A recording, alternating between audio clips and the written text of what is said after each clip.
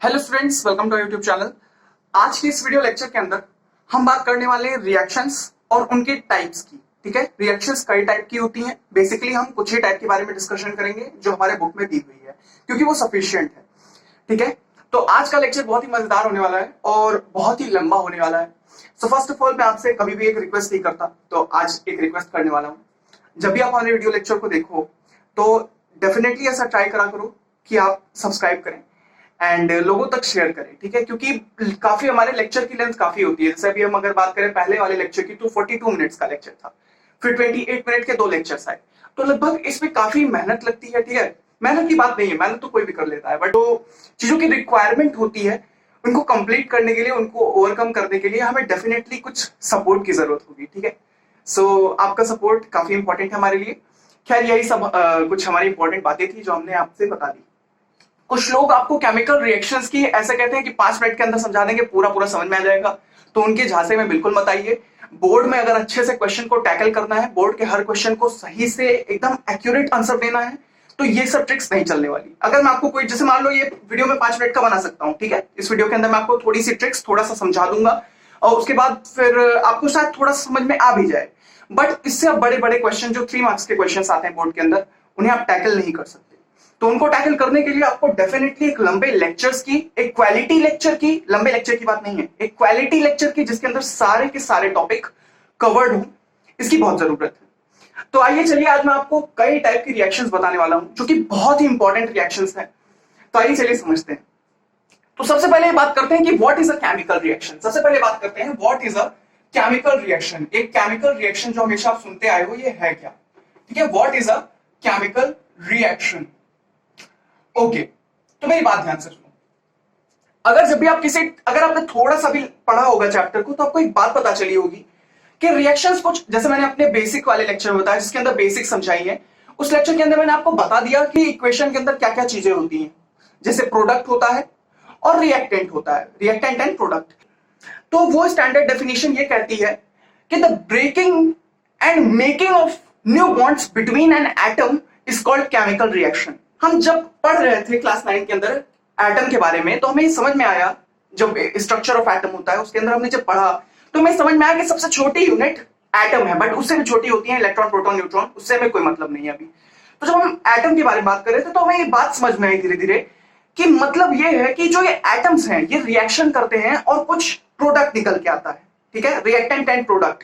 तो हम ये पहले लेक्चर के अंदर डिस्कशन किए थे इसके बारे में कि what is reactant and what is product. उसके अंदर मैंने सारी बेसिक्स बताई केमिकल इक्वेशन के बारे में। आज मैं आपको बस क्यों समझा रहा हूं कि what is a chemical reaction. तो अगर मुझे इसकी डेफिनेशन लिखनी होगी तो लिखा होगा जस्ट ब्रेकिंग एंड मेकिंग, ध्यान से ये दो वर्ड्स पे याद रखिएगा, breaking and making of new bonds is called chemical reaction. NCERT में डेफिनेशन दी हुई है, breaking and making of new bonds. मतलब क्या है? कई टाइप के रिएक्शन के अंदर आपको ये थोड़ा डिटेल में पता चलेगा, क्योंकि कई ऐसे रिएक्शंस हैं जिनके अंदर ब्रेकिंग भी होगी और नए बॉन्ड्स की मेकिंग भी होगी।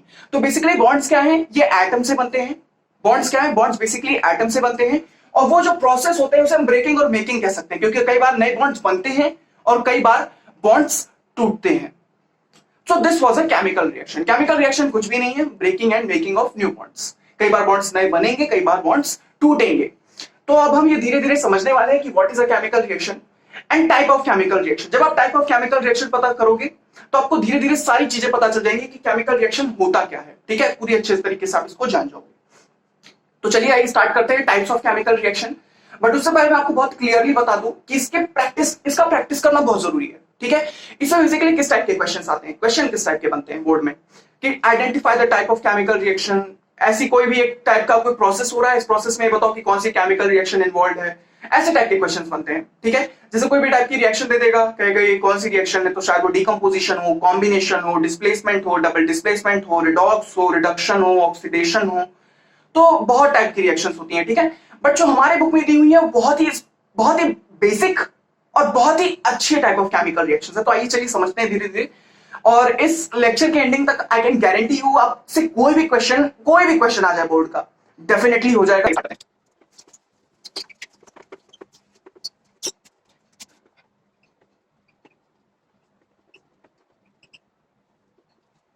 तो बात करते हैं सबसे पहली रिएक्शन के बारे में। सबसे पहली रिएक्शन कौन सी है? तो सबसे पहले जो रिएक्शन होती है उसे हम बोलते हैं कॉम्बिनेशन रिएक्शन। ये बहुत ही बेसिक सी रिएक्शन है जो आप मोस्टली देखते हो। अभी मैं एग्जांपल के थ्रू समझाऊंगा, don't you worry about it. अब मेरे एग्जांपल देखना तो आपको समझ में आएगा कि कितने हाई लेवल की मैं आपको चीजें, जो बड़े बड़े आपको कोचिंग्स होते हैं, जो जिस तरीके की आपको डेफिनेशन, जिस तरीके के आपको रिएक्शन, जिस तरीके के आपको एग्जांपल देते हैं, मैं उसी तरीके के एग्जांपल दूंगा। और कोई बच्चा जो बहुत बड़ी कोचिंग में पढ़ता हो अगर इससे रिलेट कर रहा है तो डेफिनेटली कमेंट सेक्शन के अंदर हमें बताए। ठीक है, हमारा आने वाला लेक्चर जो है वो डाउट सेशन के ऊपर है, तो जितने भी डाउट दिमाग में आ रहे हैं इस चैप्टर से रिलेटेड वो डाल दो बस। ठीक है, वो 2 घंटे का भी लेक्चर बनेगा तो आई विल अफोर्ड इट। मैं उसको डेफिनेटली उसमें आपके सारे के सारे डाउट्स क्लियर करूंगा, थोड़ी बहुत डीपीपी, थोड़ी बहुत एक्स्ट्रा क्वेश्चन, थोड़े बहुत प्री बोर्ड के, बोर्ड के सारे क्वेश्चन कराऊंगा। ठीक है, काफी मेहनत लगता है इस सब में, इसीलिए बोला था स्टार्टिंग में, खैर उससे कोई मतलब नहीं है। आइए चलिए स्टार्ट करते हैं। तो कॉम्बिनेशन रिएक्शन होता क्या है? बेसिकली कॉम्बिनेशन वर्ड क्या है? कॉम्बिनेशन मतलब कुछ चीजों का जुड़ जाना, कंबाइन करना। ठीक है, कंबाइन करना, वहीं से इसकी डेफिनेशन भी निकल के आती है। तो combination reaction is a type of reaction in which two or more reactant combine together to form a single product। क्या बोला मैंने बोला टू और more reactant combine together to form a single product, मतलब कि 2 या 2 से ज्यादा रिएक्टेंट एक साथ आएंगे और एक प्रोडक्ट बनाएंगे। अच्छा, रिएक्टेंट क्या है, प्रोडक्ट क्या है, एलएचएस क्या है, आरएचएस क्या है, ये सब मैंने डिटेल समझाया था पहले लेक्चर के अंदर। आई बटन या डिस्क्रिप्शन के अंदर लिंक होगा, you can go and check it out. सबसे पहली बात तो रिएक्टेंट क्या होगा, 2 या 2 से ज्यादा होगा। डेफिनेटली इस बात को आपको याद रखना है, 2 या 2 से ज्यादा रिएक्टेंट हो सकते हैं बट प्रोडक्ट एक ही होगा, प्रोडक्ट एक ही होगा, तभी वो कॉम्बिनेशन रिएक्शन है। तो आइए समझते हैं, इसके एग्जांपल में आपको देता हूं, समझ में आएगा आपको। ठीक है, तो पहले डेफिनेशन लिख देता हूं, एक स्टैंडर्ड डेफिनेशन, क्योंकि बच्चे कहते हैं कि स्टैंडर्ड डेफिनेशन बहुत जरूरी है। अच्छा, अगर तुम्हें मेरे कई बच्चे ऐसे कहते हैं कि लेक्चर की स्पीड थोड़ी स्लो है, तो लेक्चर की स्पीड अगर तुम्हें थोड़ी स्लो लगे तो डेफिनेटली आप स्किप करते हुए देखो, बट मैं आपको पर्सनली ऐसा कहूंगा कि स्किप मत करो, अच्छे से समझोगे तभी क्वेश्चन, ठीक है, क्वेश्चन अच्छे से तभी हो पाएंगे। तो आइए चलिए समझते हैं। टू और मोर रिएक्टेंट कंबाइन कर together to form single product, it is called या it is known as combination reaction. ठीक है, तो ये है डेफिनेशन। स्टैंडर्ड डेफिनेशन ये कहती है कि जब 2 या 2 से ज्यादा रिएक्टेंट साथ आएंगे, रिएक्शन करेंगे, तब जो प्रोडक्ट बनेगा उसकी संख्या केवल एक होगी, वो सिंगल होगा। देखो ये ये दो लाइंस हैं, ठीक है, ये जो 2 लाइंस हैं इनको याद रखना बहुत जरूरी है। ठीक है, इसी से आप समझ पाओगे कि कॉम्बिनेशन रिएक्शन है। बच्चे बहुत कंफ्यूज होते हैं डीकंपोजिशन और कॉम्बिनेशन के बीच में, तो जब तक आप इसको दिमाग में भर नहीं लोगे तब तक नहीं हो पाएगा। मैं आपको फटाक से क्यों बता रहा हूं डेफिनेशन, क्योंकि ये दिमाग में भर गया है। तो बेसिकली बताना क्या है, कॉम्बिनेशन रिएक्शन वो रिएक्शन है जिसके अंदर 2 और मोर रिएक्टेंट एक साथ आएंगे और एक सिंगल प्रोडक्ट बनेगा। तो ये डेफिनेशन तो बुक में भी दी हुई है, आप वहां से भी पढ़ सकते हो, बट ये डेफिनेशन आप देख लो। अब मैं आपको इसके एग्जांपल देता हूं और आपको समझ में आएगा कि बेसिकली कॉम्बिनेशन रिएक्शन है क्या। ठीक है, टाइप ऑफ रिएक्शन बहुत पूछे जाते हैं बोर्ड में, it is one of the favourite question of board का बहुत फेवरेट क्वेश्चन है। ठीक है, और ऐसा नहीं है कि केवल 1 ही मार्क्स में पूछे जाते हैं, ये कई बार 3 मार्क्स में पूछे जाते हैं, कई बार 5 मार्क्स में भी पूछे जाते हैं। ठीक है, और प्री बोर्ड में तो डेफिनेटली इस पे काफी क्वेश्चंस आते हैं, तो वो सब बात की बात है। तो अगर मैं आपको इसका एक बेसिक स्ट्रक्चर बताने की कोशिश करूं तो वो इस तरीके का होगा। ठीक है, जैसे x + y gives us xy। ठीक है, इसको देखो, ये ध्यान से देखो। अच्छा, ये ऐसे भी हो सकता है, x + y + z gives us xyz। मतलब मैं कहना क्या चाहता हूं इससे, मतलब मैं ये कहना चाहता हूं 2 और more reactant combine together to form a single product. Product एक ही निकल रहा है, ध्यान से समझ में आ रहा है। अब मैं आपको बढ़िया से एग्जांपल देता हूं जो कि काफी बड़ी कोचिंग्स के लेवल के हैं। ठीक है, तो अगर आप रिलेट कर सको तो डेफिनेटली आप मुझे कमेंट सेक्शन के अंदर बताना कि क्या ऐसे ही उनके भी एग्जांपल्स होते हैं, ताकि मैं अपने आप को इंप्रूव कर सकूं। ठीक है, अगर मैं एज अ टीचर कोई लेक्चर बना रहा हूं तो definitely I should also improve and you should also improve. ठीक है, तो चलिए आइए एग्जांपल देखते हैं। तो एग्जांपल, सबसे पहला एग्जांपल होता है वाटर का। अगर मैं वाटर का एग्जांपल दूंगा तो बेसिकली होता क्या है, H2 + O2। बेसिकली क्या बनेगा, H2O? जी नहीं, बिल्कुल ऐसा नहीं बनेगा, वो बनेगा 2H2O। ठीक है, और यहां पे 2, ये बैलेंसिंग होती है। ठीक है, इसे हम बैलेंसिंग कहते हैं। बैलेंसिंग की मैंने 3 ट्रिक्स समझाई है। ठीक है, 3 ट्रिक्स, और इन सबका वीडियो लेक्चर आपको डेफिनेटली डिस्क्रिप्शन के अंदर, आई बटन के अंदर मिल जाएगा। इसमें बहुत ही 2 सेकंड्स के अंदर, 2 सेकंड के अंदर कोई भी केमिकल इक्वेशन को बैलेंस करने की ट्रिक मैंने आपको बताई है। 2 सेकंड के अंदर बैलेंस होती है इक्वेशन। तो मैंने आपके सामने बैलेंस भी कर दिया, 4 हाइड्रोजन 2 ऑक्सीजन 2 ऑक्सीजन। तो बेसिकली हमारा उस पर कोई सेशन ही नहीं है, हम बात कर रहे हैं रिएक्शन के ऊपर। तो ये है बेसिक रिएक्शन। तो बेसिकली क्या हुआ, hydrogen oxygen 2 reactant combine together to form a single product 2H2O। ये एक हो गया एक एग्जांपल। एक एग्जांपल ये हो सकता है कि Mg plus O combine together O2 combine together to form MgO। Basically ऐसा क्यों हुआ है, आपको वैलेंसी भरनी आती होगी, डेफिनेटली आपको आता ही होगा कि इस तरीके क्या काम होता है। तो Mg प्लस O2 MgO बना, ठीक है। तो ये भी एक एग्जांपल हो गया। अच्छा मैं थोड़ा आपको हाई लेवल का एग्जांपल देता हूं। अच्छा एक बात मैं आपको बता दूं, कैल्शियम का एक बहुत बड़ा चार्ट टाइप का बनता है, ठीक है। कई स्कूल वाले बताते हैं कि कैल्शियम के किस तरीके के रिएक्शंस होते हैं, तो वो भी मैं अभी आपको थोड़ी देर में बता रहा हूं, ठीक है। क्योंकि अगर मैं बात करूं ये वाली रिएक्शन Mg प्लस O, ये भी आपके बुक में दी हुई है, और बात करूं कैल्शियम की तो वो भी बहुत ही इंपॉर्टेंट रिएक्शन है, वो भी आपकी बुक में दी हुई है, ठीक है, एनसीईआरटी में। तो वो भी अभी मैं डिस्कस कर लेता हूं क्योंकि वो बहुत इंपॉर्टेंट है। अच्छा मैं लास्ट पहले वाले लेक्चर के अंदर बोला था कि मैग्नीशियम रिबन को सैंड पेपर से रफ किया जाता है, और ये मैंने आपको बताया नहीं था, मैं आपको बता देता हूं क्यों। देखो इसके ऊपर होती है मैग्नीशियम कार्बोनेट की प्रोटेक्टिव लेयर।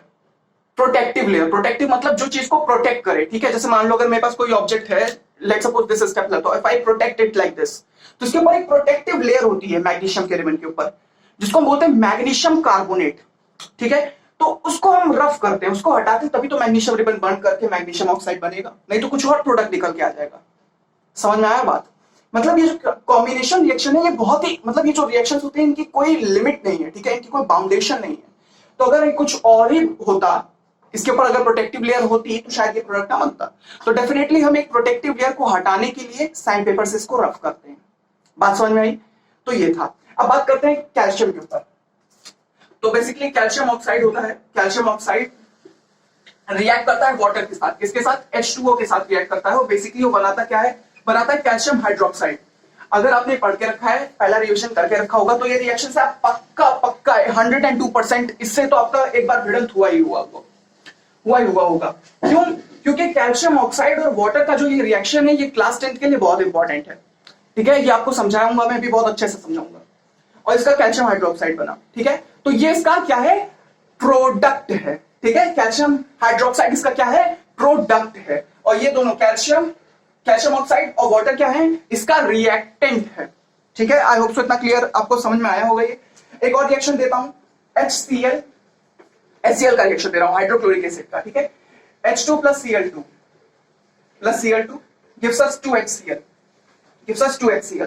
तो बात ध्यान से सुनो, ये कॉम्बिनेशन रिएक्शन नहीं है, ये कॉम्बिनेशन रिएक्शन नहीं है, इसे हम सिंथेसिस रिएक्शन कहते हैं। बेसिकली इसे हम डायरेक्ट कॉम्बिनेशन रिएक्शन कहते हैं। गूगल पे सर्च करोगे तो यही कहेगा कि कॉम्बिनेशन रिएक्शन और डायरेक्ट कॉम्बिनेशन रिएक्शन सेम है। Combination reaction, direct combination reaction same है, तो ठीक है, डेफिनेटली कॉम्बिनेशन रिएक्शन ही। तो क्या हुआ, हाइड्रोजन प्लस क्लोरीन साथ में, वो तो मैं आपको एक एक्स्ट्रा बता रहा था कि आप जान लो कि बेसिकली सिंथेसिस रिएक्शन होती है, इसे हम डायरेक्ट कॉम्बिनेशन रिएक्शन कहते हैं। कल को चलो कोई आपको कॉम्पिटिटिव एग्जाम या कुछ भी देना हो तो आपको इतना तो पता होनी चाहिए, सब बेसिक्स है, ठीक है। तो hydrogen plus chlorine gives us 2 moles of HCl, ठीक है, हाइड्रोक्लोरिक एसिड। ये कुछ एग्जांपल्स हो गए। आई होप सो इतने एग्जांपल आपको समझ में आए होंगे। अगर अभी भी और आपको एग्जांपल चाहिए तो ये ले लो, hydrogen plus sulphide, hydrogen plus sulphur gives us hydrogen sulphide H2S। यहाँ पे बैलेंसिंग का मैं नहीं देख रहा हूं, मैं डायरेक्ट आपको एग्जांपल दे रहा हूं। क्या आपको दिख रहा है? हाँ शायद दिख रहा है। क्या हुआ है, हाइड्रोजन और सल्फर साथ में है, हाइड्रोजन सल्फाइड बना।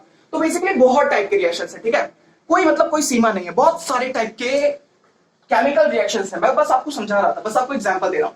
तो बेसिकली कई टाइप के रिएक्शंस होते हैं, एक्सेट्रा बहुत टाइप के रिएक्शंस हैं। मैं बस आपको 5-6 रिएक्शंस दे रहा था, शायद ये आपके स्कूल से मैच कर रहे होंगे, ठीक है। तो ये आपके स्कूल के रिलेशन में नहीं दे रहा हूं, मैं अपने मन से दे रहा हूं। हाइड्रोजन सल्फाइड का रिएक्शन बहुत कम आपको दिया जाता है, ठीक है, ये वाला रिएक्शन आपको बताया नहीं जाता। देखो वैसे तो रिएक्शन बहुत सारी हैं, ठीक है। अच्छा एक और बात जानो, अब आप कहोगे कि भैया आपने गलत बताया, यहां पे हीट भी निकलती है।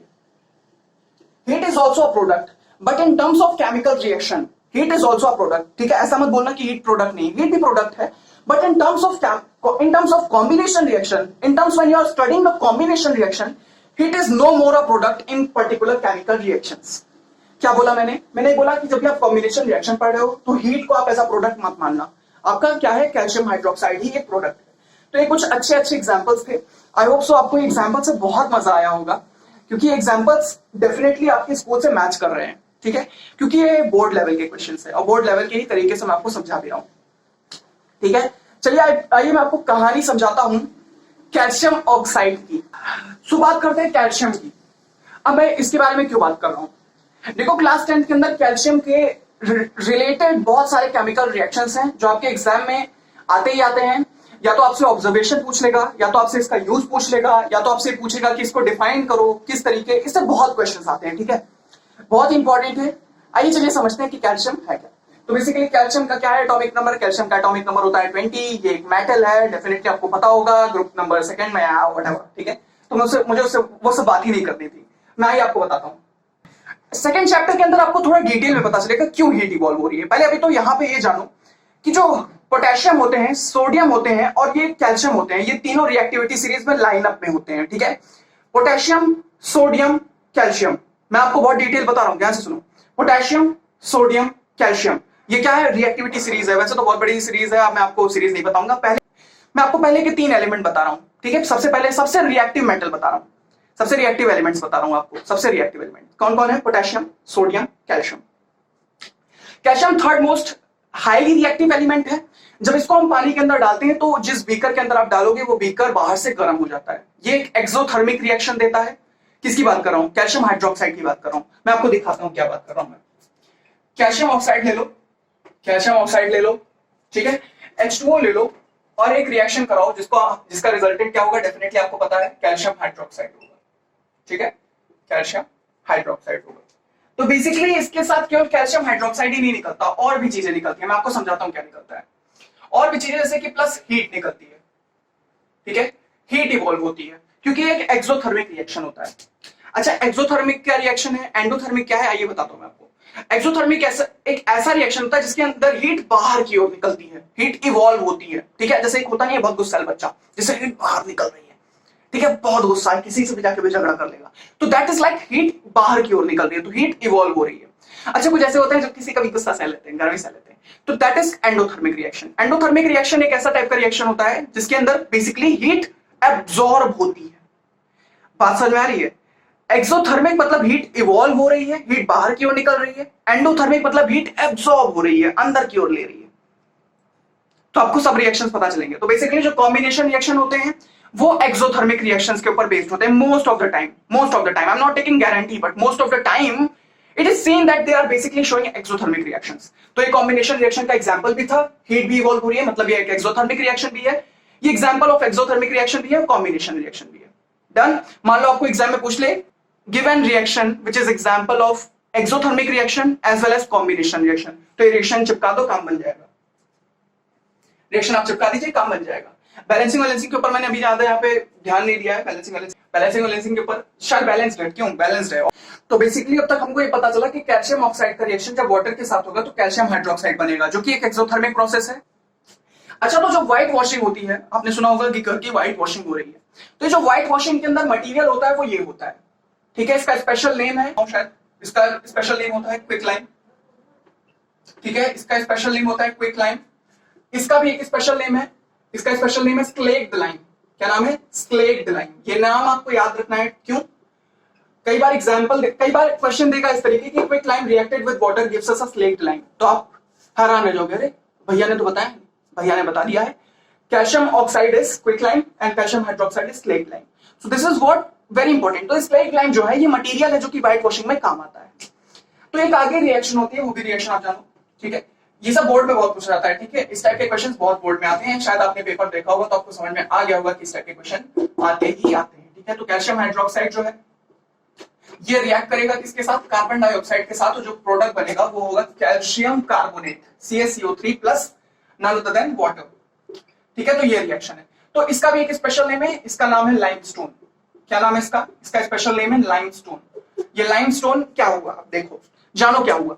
देखो, व्हाइट वॉशिंग के बाद जो व्हाइट मटेरियल हम लगा देते हैं तो वो 1-2 दिन तक तो बिल्कुल शाइन नहीं देता, बट 2-3 दिन बाद वो शाइन देने लगता है। क्यों, क्योंकि जो वो कैल्शियम हाइड्रोक्साइड है जो हमने वॉल पे लगाया है वो एनवायरमेंट की कार्बन डाइऑक्साइड के साथ रिएक्शन करके कैल्शियम कार्बोनेट बना लेगा, जो कि काफी ज्यादा चमकदार होती है, काफी शाइनिंग होती है।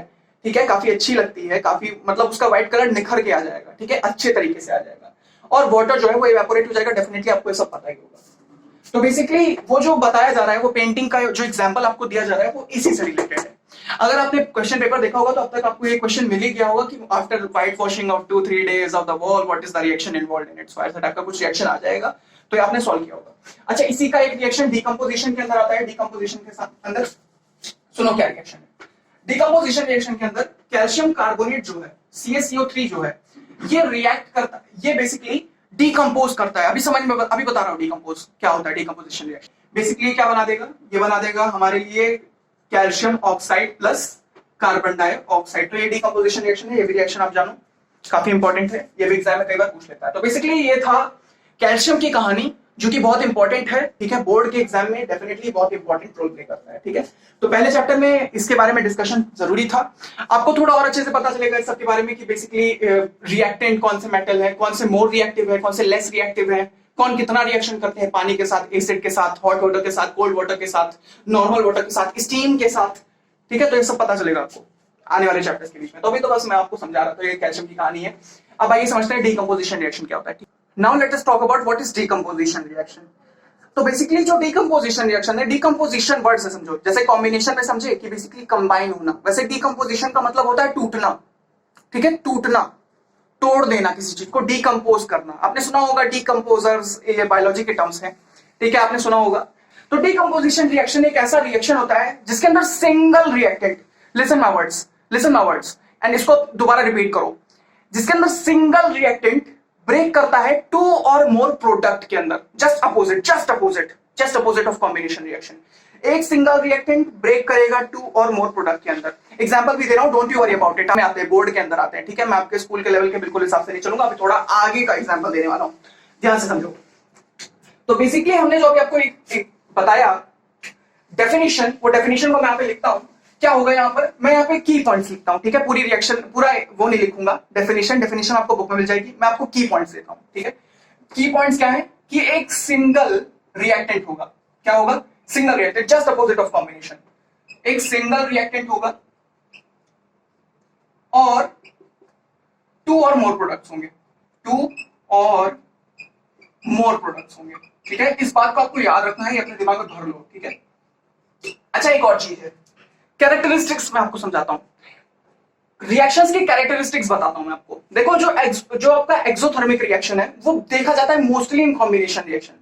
क्या बोला मैंने, जिस भी रिएक्शन के अंदर हीट इवॉल्व होता है, जिस भी रिएक्शन के अंदर, कोई भी रिएक्शन है जिसके अंदर हीट इवॉल्व होगा, जैसे अभी मैंने आपको दिखाया कि calcium oxide plus water gives us calcium hydroxide.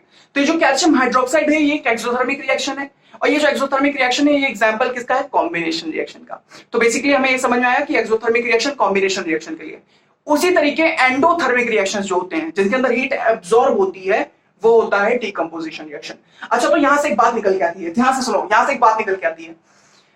Exothermic था कि हीट बाहर की ओर निकलेगी, एंडोथर्मिक है हीट अंदर की ओर आएगी, मतलब हीट एब्जॉर्ब होगी। तो हीट है क्या, हीट है क्या, heat is energy, heat is energy, heat क्या है, हीट इज एनर्जी। तो बेसिकली इस रिएक्शन को होने के लिए एनर्जी की रिक्वायरमेंट है। समझ गए सर? नहीं समझ पाया तो मैं बताता हूं आपको, थोड़ा और एक्सप्लेन करता हूं। तो इसकी कैरेक्टरिस्टिक्स क्या है कि ये एंडोथर्मिक रिएक्शन शो करता है, ठीक है। मैं यहां पे लिख दे रहा हूं एंडोथर्मिक रिएक्शन, ठीक है। तो एंडोथर्मिक रिएक्शन मतलब इसको हर रिएक्शन कराने के लिए, चाहे जो भी रिएक्शन होगी, उसके लिए एनर्जी की रिक्वायरमेंट है, ठीक है। एनर्जी की रिक्वायरमेंट, बहुत टेक्निकल टर्म्स में घुस रहा हूं, धीरे धीरे इस बात को आप नोट करते रहिए। आप बिना रेफ कॉपी, बिना किसी भी नोटबुक के आप इस लेक्चर को बिल्कुल ना देखें। मेरा लेक्चर, मैं बड़े बड़े लेक्चर्स को छोटे लेक्चर्स के अंदर बहुत ही कम, बहुत ज्यादा मेहनत से कॉम्पैक्ट करता हूं। तो अगर कॉम्पैक्ट कर रहा हूं तो आपके समझ में अभी आना चाहिए, तो आप इसको लिखते रहिए कहीं पर। तो बेसिकली एनर्जी की रिक्वायरमेंट है। डीकंपोजिशन रिएक्शन अगर चाहिए कि वो हो डीकंपोजिशन रिएक्शन, तो एंडोथर्मिक रिएक्शन होगी। मतलब डीकंपोजिशन रिएक्शन का जो भी एग्जांपल है वो एंडोथर्मिक रिएक्शन का भी एग्जांपल है।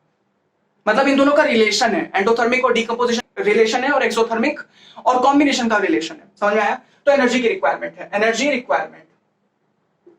अभी मैं आपको प्रूव कर रहा हूं, मैं बात हमें नहीं कर रहा हूं, अभी आपको प्रूव कर रहा हूं कि एनर्जी की रिक्वायरमेंट होगी किसी भी रिएक्शन की।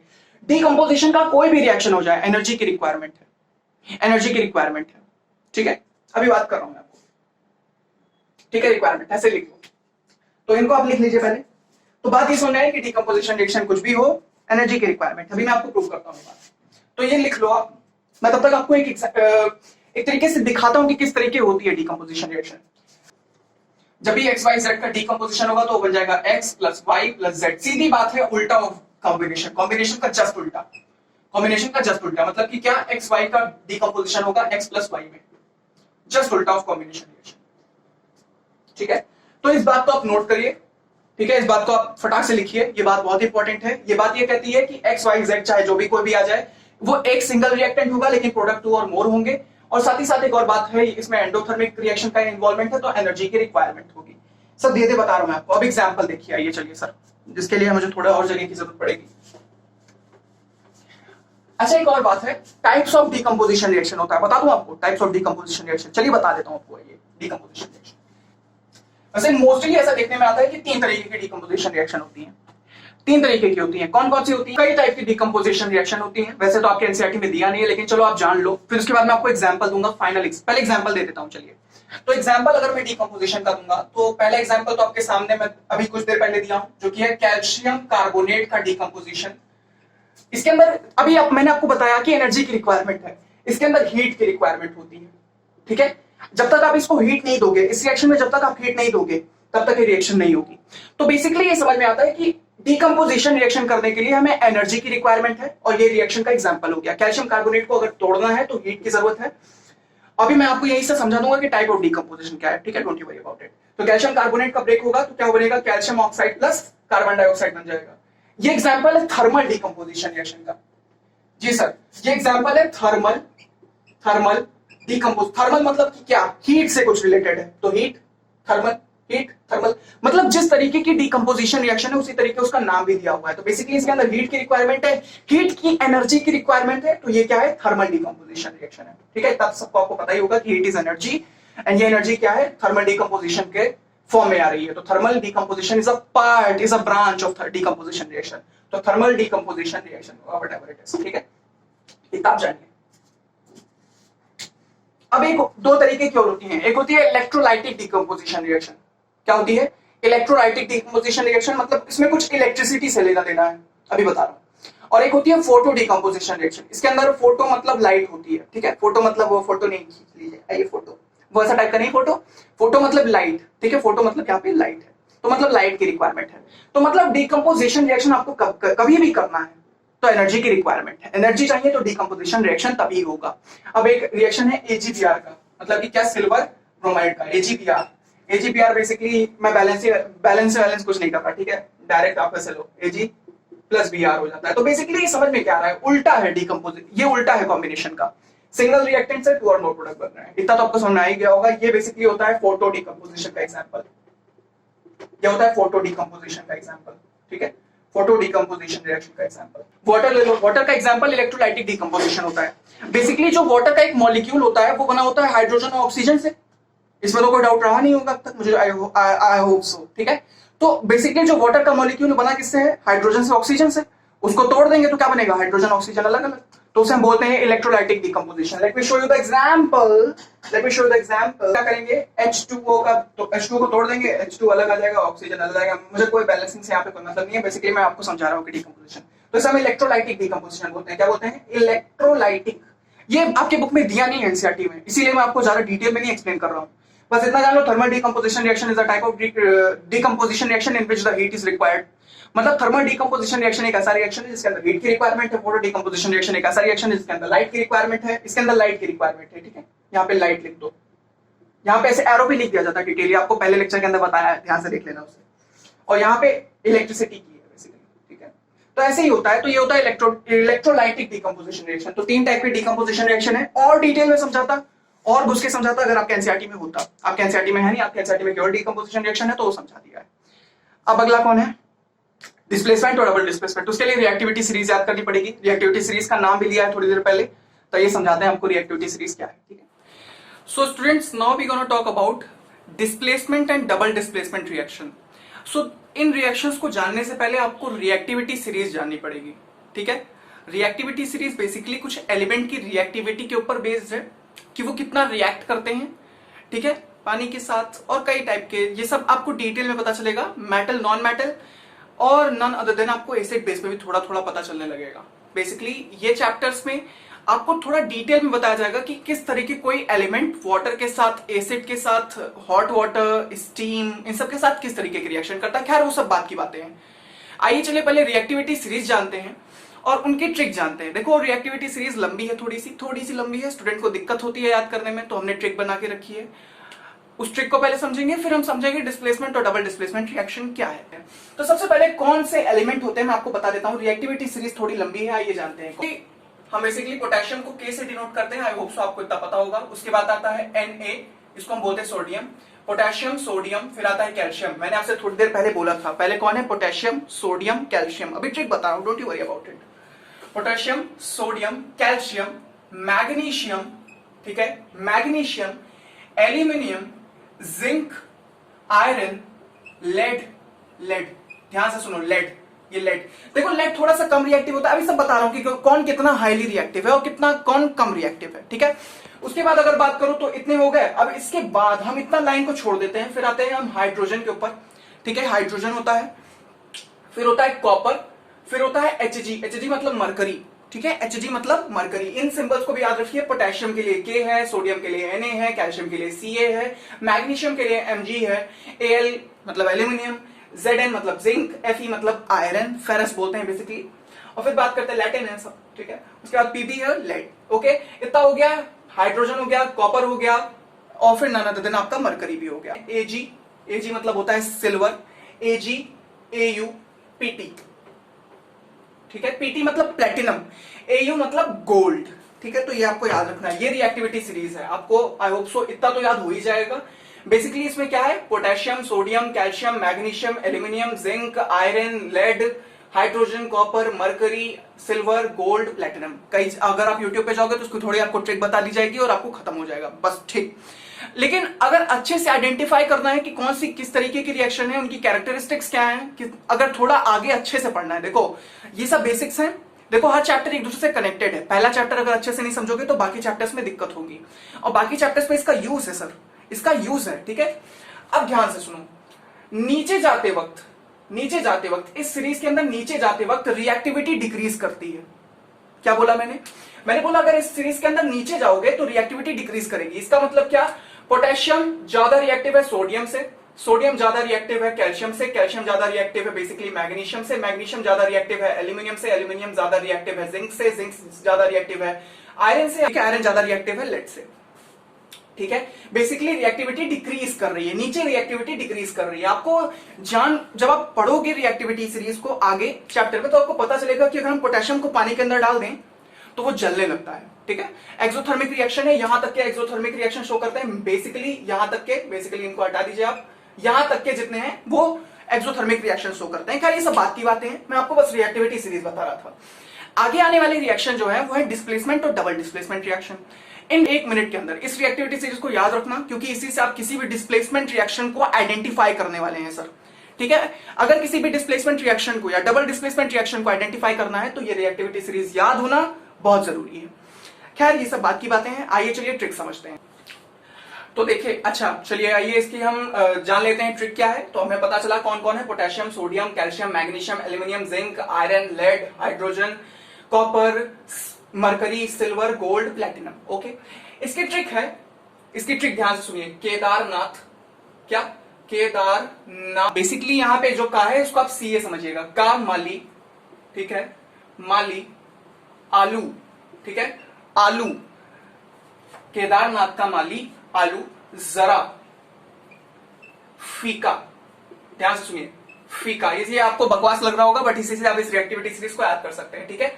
केदारनाथ का माली आलू, जरा, फीका, पकाता, ठीक है, पकाता है, ज्यादा पकाता है, ठीक है, फीका पकाता है। तो ये है इतने तक का। अगर आपको इतना याद करना है तो इस ट्रिक को आप याद कर लीजिए, ठीक है, इस ट्रिक को याद कर लीजिए। इसमें के मतलब पोटेशियम, Na इसके अंदर Na आ रहा है, नाथ, ठीक है, तो that is for sodium, Ca calcium, Ma magnesium basically denote कर रहा है, Mg है लेकिन Ma लिखा है, कोई बात नहीं, मैग्नीशियम में भी अगर पढ़ोगे तो पहले ये होता है। Al मतलब एल्यूमिनियम, Zn मतलब जिंक, Fe मतलब आयरन, Pa मतलब इसको Pb समझना बेसिकली लेड, H मतलब हाइड्रोजन ले लो, लेकिन अभी आगे हम इसकी और भी ट्रिक दे रहे हैं, ठीक है। हाई कोर्ट हाई कोर्ट है आपका, हाई कोर्ट है आपका। बेसिकली इसके अंदर क्या है, इसके अंदर H हाइड्रोजन डिनोट कर रहा है, Cu कॉपर डिनोट कर रहा है, यहाँ पे C लिखा है तो आप समझ सकते हो, ठीक है। फिर यहाँ पे जो ये H है ये मरकरी आपका डिनोट कर रहा है, ठीक है, मरकरी है। ये एक जो है ये आपका Hg डिनोट कर रहा है, मतलब सिल्वर। Au जो है ये आपका गोल्ड डिनोट कर रहा है, तो यहाँ पे A देख लो, ये A, ये जो ये वाला A है ये आपका सिल्वर के लिए है, जो ये वाला A है ये आपका गोल्ड के लिए है, और जो ये P है आपके लिए T प्लेटिनम के लिए है, और बाकी जो का है इसको कट कर दीजिए, ठीक है। तो this is a way, this is the only way, this is not the way, this is the only way to remember the reactivity series, ठीक है। रिएक्टिविटी सीरीज को याद करने का यही तरीका है। बेसिकली कौन कौन, केदारनाथ का माली एलोजोरा फीके पकाता है, और हाई कोर्ट है आपका। ये निमोनिक्स होते हैं, बेसिकली इसके थ्रू हम किसी भी पर्टिकुलर चीज को समझ सकते हैं। समझना क्या है, याद करने के लिए है बेसिकली। फिर अब ध्यान से देखो, रिएक्टिविटी सीरीज को बहुत बच्चे क्या करते हैं, रिएक्टिविटी सीरीज खुद ब खुद याद कर लेते हैं, तो उनके लिए ट्रिक नहीं है। डेफिनेटली आप बहुत अच्छा काम कर रहे हो, आपको याद हो रही है तो। जैसे मुझे ट्रिक की जरूरत नहीं पड़ी, मुझे खुद ब खुद याद है, potassium, sodium, calcium, magnesium, aluminium, zinc, iron, lead, उसके बाद यहाँ पे कौन आता है, hydrogen, copper, mercury, silver, gold, platinum, ठीक। So this is a way to remember the reactivity series. अब इसके बाद आइए चलिए समझते हैं what is displacement, double displacement, redox, oxidation and reduction. So students, now let us talk about a very very important type of reactions. ये exam में बहुत पूछी जाती हैं, ठीक है। डिकम्पोजिशन कॉम्बिनेशन से ज्यादा इंपॉर्टेंट है इनको समझना, क्योंकि ये थोड़ा सा डिफिकल्ट है और स्टूडेंट को जल्दी ये रिएक्शन समझ में नहीं आती हैं, ठीक है। रिएक्शंस आपको जूनियर क्लासेस में भी पढ़ाया गया होगा, बट बहुत बच्चों को याद नहीं रहता है। खैर आइए चलिए यहाँ पे याद कर लेते हैं। बेसिकली अब हम बात करने वाले हैं displacement and double displacement reaction के बारे में, ठीक है। इसके लिए अच्छा इसमें यूज क्या है रिएक्टिविटी सीरीज का, भी बताता हूं। तो चलिए बात करते हैं डिस्प्लेसमेंट रिएक्शन के बारे में। तो डिस्प्लेसमेंट रिएक्शन का अगर हम बेसिक स्ट्रक्चर जानना चाहें तो वो कुछ ऐसा होता है, ठीक है। जैसे मैंने आपको लास्ट टाइम कुछ बताया था, किस तरीके हम बताते थे रिएक्शंस को, कॉम्बिनेशन का बनाते थे कैसे, x plus Y gives us X Y. तो ऐसे टाइप का अगर मैं आपको कुछ बना के दूं तो डेफिनेटली आपको ये समझ में आने वाला है कि X Y plus Z gives us Z Y plus X, ठीक है। समझ में आ रहा है मतलब क्या, मतलब जो यहां पे दिख रहा था वो इसके अंदर चला गया और x को उठा के बाहर। वर्ड क्या कह रहा है, वर्ड कह रहा है डिस्प्लेसमेंट, मतलब कि उठा के डिस्प्लेस कर देना, हटा देना, ठीक है। डिस्प्लेस मतलब उसकी जगह को हटा के कोई दूसरा आ जाए। तो उसी तरीके से रिएक्शन के अंदर भी है, एक्स वाई में x को डिस्प्लेस करके z अंदर घुस गया। अच्छा को समझ में नहीं आया, इसके पीछे एक लॉजिक होता है, आइए वो लॉजिक समझाता हूं तब आपको थोड़ा अच्छे से समझ में आएगा। देखो रिएक्टिविटी सीरीज जो थी वो मैं यहां पे कोने में लिख लेता हूं, क्या था, KNaCaMgAl Zn FePb, ऐसे आपको याद हो जाएगा, don't you worry about it. Hydrogen, copper, mercury, silver, gold, platinum, ठीक है। नीचे जाते वक्त रिएक्टिविटी घटती है, ठीक है, नीचे जाते वक्त रिएक्टिविटी घटती है। This is a reactivity series, ध्यान से आप इसको देख लीजिए पहले तो।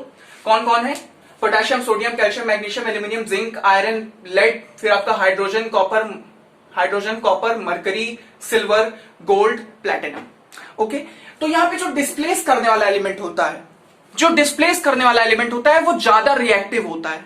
बात समझिए। जैसे मान लीजिए जो Z है, अगर इसने डिस्प्लेस किया है, इसने अगर X को डिस्प्लेस किया है, तो इसका मतलब क्या है कि ये जो Z है ये मोर रिएक्टिव है। क्या है ये सर, ये मोर रिएक्टिव है, ठीक है। ये बात आप याद रखिए, इसको अपने आप नोट में उतारिए पहले तो फटाफट, ठीक है। ये सब बातें अपने नोट में उतारिए। मोर रिएक्टिव है मतलब ये जो Z वाला एलिमेंट है इट इज मोर रिएक्टिव। जैसे लेट सपोज मैं एक एग्जांपल ले लेता हूं। जैसे मान लीजिए मेरे सामने है कैल्शियम कार्बोनेट, ठीक है, मेरे सामने है कैल्शियम कार्बोनेट। अभी जो हम लोग लाइमस्टोन उतार रहे थे, ठीक है, वही चीज है। कैल्शियम कार्बोनेट है तो कैल्शियम यहां पे आ रहा है, थर्ड पोजीशन पे आ रहा है। अब मुझे अगर किसी एलिमेंट के साथ इसे डिस्प्लेस करना हो तो डेफिनेटली डिस्प्लेस करने के लिए आपको मोर रिएक्टिव एलिमेंट लेना पड़ेगा। अगर आप देख रहे हो कैल्शियम यहां पर है तो आप ऐसा नहीं कर सकते कि आप सिल्वर उठा लो, वो तो लेस रिएक्टिव है ना। Less reactive can't displace anything. जब तक कोई चीज मोर रिएक्ट, जैसे मान लो कोई एक बहुत बड़ा चैंपियन है, एक मैच है, बॉक्सिंग का मैच है, उसमें बहुत बड़ा वो चैंपियन है, तो उसको डिस्प्लेस करना है, अगर उसको हटाना है उसकी जगह से, कोई बहुत ताकतवर आना चाहिए।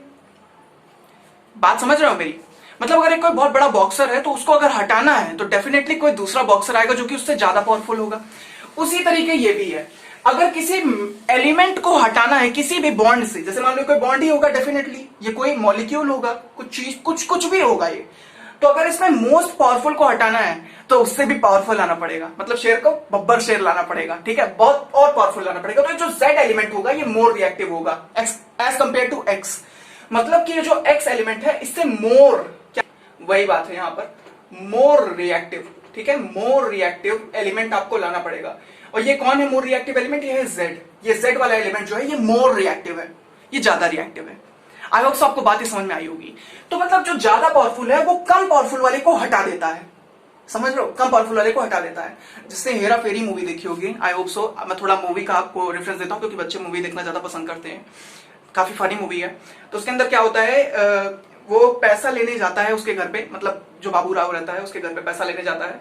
तो क्या होता है, जैसे ही उसके अंदर वो गाड़ी देखते हो टैक्सी जिसके अंदर वो आता है, मतलब एक इंसान घुसता है तो दूसरा बाहर निकल जाता है। तो उसी तरीके कुछ ऐसे ही रिलेशन बना के समझो, जैसे ही कोई एक बंदा घुसता है किसी रिएक्शन के अंदर, कोई एक बंदा, जैसे जहां पे जेड घुस गया तो एक्स वाला तो बाहर निकलेगा ना, जगह बनानी है, जगह बनानी, मान लो ये पूरा रूम भरा हुआ है तो इस रूम में अगर मुझे अपनी जगह बनानी है तो किसी एक को बाहर निकालना पड़ेगा ना यार, ठीक है। तो उसी तरीके होता है, मतलब अगर Z ज्यादा पावरफुल है, मोर रिएक्टिव है, तो वो X को डिस्प्लेस कर देता है। तो this is a basic, we can say basic displacement reaction. Displacement reaction कुछ ऐसा दिखता है, XY plus Z, ZY plus X, मतलब क्या है, वो मोर रिएक्टिव था, उसने डिस्प्लेस कर दिया। आई होप सो इतना आपको समझ में आया होगा। मतलब रिएक्टिविटी सीरीज के बेस पर हम रिएक्टिविटी सीरीज को एज अ बेस लेकर इस रिएक्शन को सॉल्व करते हैं, इसलिए आपको रिएक्टिविटी सीरीज पहले बताइए। तो हम जहां पे थे, हम क्या थे, हम क्या कर रहे थे, बेसिकली हम कैल्शियम कार्बोनेट का रिएक्शन करा रहे थे। तो हमें ऐसा कोई पावरफुल लाना पड़ेगा, इससे ज्यादा पावरफुल लाना पड़ेगा। अगर मान लो शेर है तो कोई बब्बर शेर लाना पड़ेगा। तो वो कौन है, सोडियम है या तो पोटेशियम, सोडियम है पोटेशियम है, कोई एक है। तो चलिए मैं मान लीजिए सोडियम ले लेता हूं, सोडियम ले लिया मैंने, तो सोडियम क्या करेगा, इसको उठा के डिस्प्लेस कर देगा, तो ये बन जाएगा NaCO3 sodium carbonate plus calcium. Reactivity series ये कहती है कि अगर आप नीचे जाएंगे तो हमारा रिएक्टिविटी घटेगा, जैसे potassium more reactive as compare to sodium, ठीक है। तो इस तरीके होता है। जैसे मान लो अगर मैं जिंक उठा लूं तो जिंक से कौन ज्यादा रिएक्टिव है, वो है aluminium, magnesium, calcium, sodium, potassium, बात समझे।